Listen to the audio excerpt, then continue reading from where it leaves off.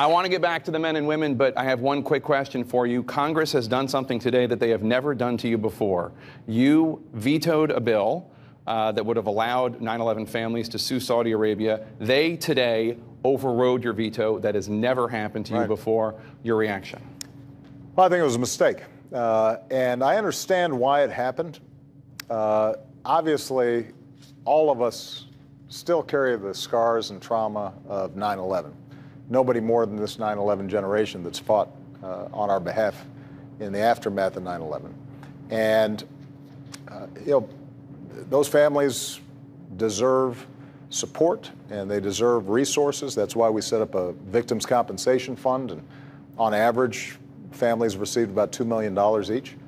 But what this legislation did was it said if a private citizen believes that having been victimized by terrorism, that another country didn't do enough to stop one of its citizens, for example, in engaging in terrorism, then they can file a personal lawsuit, a private lawsuit in court.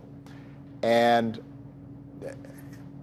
the problem with that is that if we eliminate this notion of sovereign immunity, then our men and women in uniform around the world could potentially start seeing ourselves subject to reciprocal laws. And the concern that I've had has nothing to do with Saudi Arabia per se or my sympathy for 9/11 families. It has to do with me not wanting a situation in which we're suddenly exposed to liabilities for all the work that we're doing all around the world.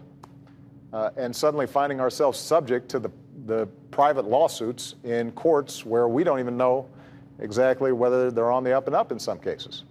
So this is it's a dangerous precedent, and it's an example of why sometimes you have to do what's hard. And frankly, I wish Congress here had done what's hard. I didn't expect it, because voting, if you're perceived as voting against 9/11 families right before an election, not surprisingly, that's a hard vote for people to take. But it would have been the right thing to do. I'm concerned, and this is not just my concern. General Dunford, chairman of the Joint Chiefs, said this is a bad idea. Secretary of Defense said it was a bad idea. And then we found out some of the people who voted for it said, frankly, we didn't know what was in it. And there was no debate of it. And it was basically a political vote.